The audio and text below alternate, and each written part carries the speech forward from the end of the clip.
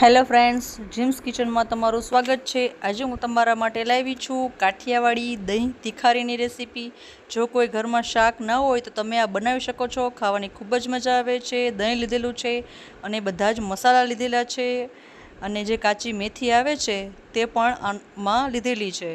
તમે જોઈ શકો છો લસણને ખાંડી નાખવાનું છે। લસણ ખાંડી નાખ્યા પછી મરચું, મીઠું, ધાણા જીરું, હળદર નાખી પાણી ઉમેરી અને એક ઘાટી એવી પેસ્ટ બનાવી લેવાની છે। હવે એક પેનમાં તેલ ગરમ કરવા મૂકવાનું છે।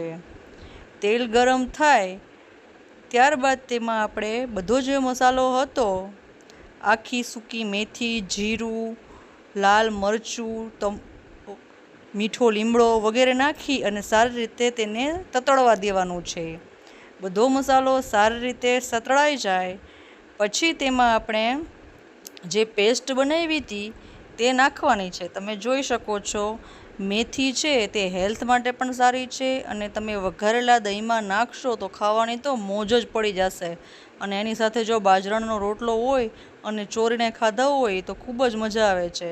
હવે પેસ્ટ નાખ્યા પછી જ્યાં સુધી તેલ છૂટું ના પડે ત્યાં સુધી આપણે ચમચાની મદદથી સતત ચલાવવાનું છે।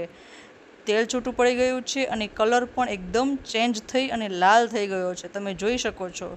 હવે ગેસ છે તે બંધ કરી દેવાનું છે અને દહીં છે તેમાં નાખી દેવાનું છે। જ્યારે તમે દહીં ઉમેરો ત્યારે ગેસ છે તે બંધ કરી દેવાનો છે જેથી કરી અને દહીં ફાટી ના જાય। ઘણા બધાનું કહેવું છે કે અમે દહીં તિખારી બનાવીએ છીએ ત્યારે દહીં છે તે ફાટી જાય છે। તમે ગેસ બંધ કરી દેશો અને બધા જ મસાલામાં દહીં ઉમેરી દેશો તો તમારું દહીં ફાટશે નહીં અને આવું ટેસ્ટી અને ચટાકેદાર બનશે। અને આ પ્યોર કાઠિયાવાડી દહીં તિખારીની રેસીપી છે।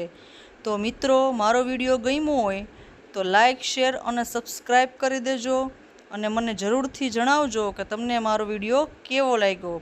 અને આજના સાંજના ભોજનમાં આ દહીં તિખારી ચોક્કસપણે બનાવજો।